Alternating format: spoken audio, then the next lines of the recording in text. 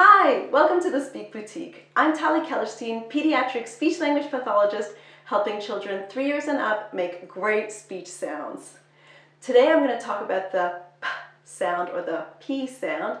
This is one of the earliest developing sounds that kids have, and it's one that we're often working on with small children, but also in my case, because I'm working with children who have more severe speech difficulties like childhood apraxia of speech, I'm sometimes working on this sound with children who are older, like 5 or 6 years old. The important thing to know about P is that there are two main salient features for our kids to know about.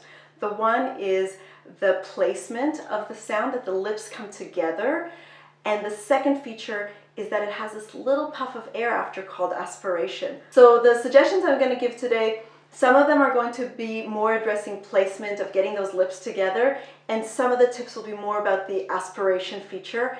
And depending on the child, you would have to pick and choose the most appropriate tips for that child. Tip number one is using the visual. So the beautiful, beautiful thing about our P, like our F sound in a previous video, is that it's very visual and you can see what's happening on the face. So we want to draw as much attention to our lips and that they're coming together and optimally, symmetrically, and with full closure for the children. So one of the things I love to use is this puppet. I've added on some lips to him, and so he can open his mouth and close his mouth and make a P sound.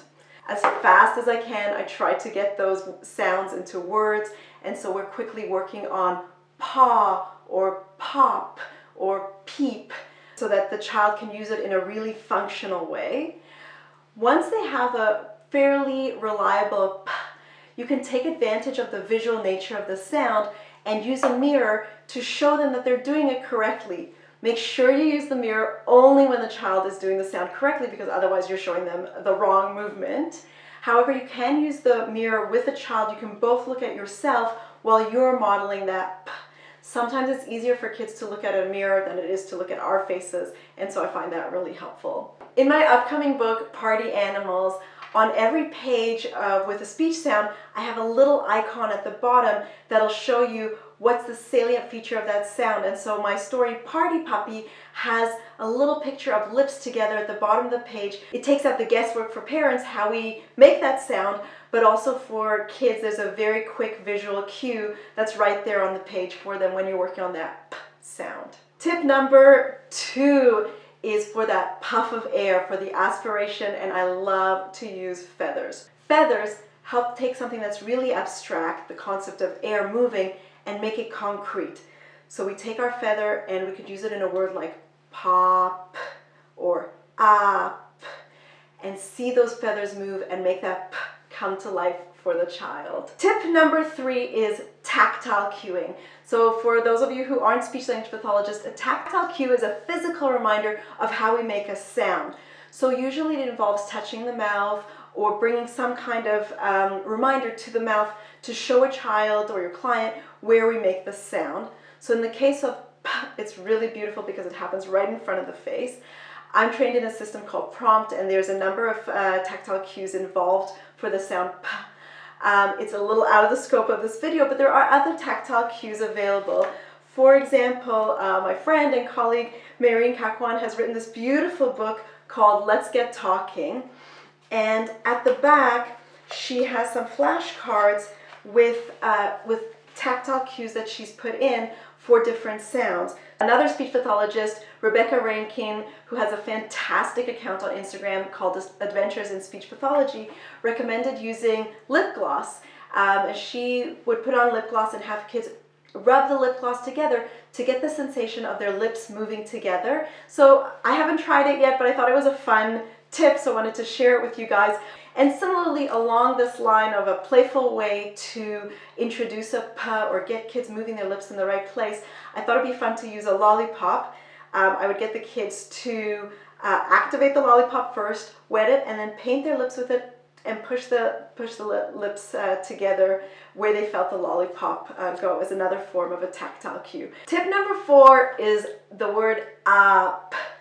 Up is my favorite word to start working on the P sound. I like it because we can stretch the vowel and give children a time to get to their P, And also the movement of the jaw, moving the mouth up and down, we can use that to drive the lips to that P. I have some games that work amazingly for this target. So this is Stretch Out Sam. Sam is a waiter and he is carrying dishes to the customers. So we've got cups and we've got a bowl, all beautiful words to help get our lips together. Sam goes up a little bit at a time. Now he can go even higher, up, and higher, up. Oh, don't fall. Very motivating and great for getting that P in our words. A quick hack for this is I use sticky tack on Sam's hand so that it helps the plate stay on a little bit longer. Bob the Builder. So this game actually is twice as high. I've just shortened it so that we can fit the whole game in the frame. But what we do with Bob the Builder is take these paint cans and take turns getting them up and up until it lands on Bob. And we have to try to get as many paint cans onto Bob without having him fall. Thank you, Bob. Stretch Out Sam and Bob the Builder aren't on the market anymore as far as I know. I got mine on eBay. But any game where you're stacking things like blocks, for example, which are readily available, will work for this target. Just be imaginative and have fun. Thank you so much, everybody, for watching. Please like, share, subscribe, invite your friends. That's my soundbite for today. See you next time.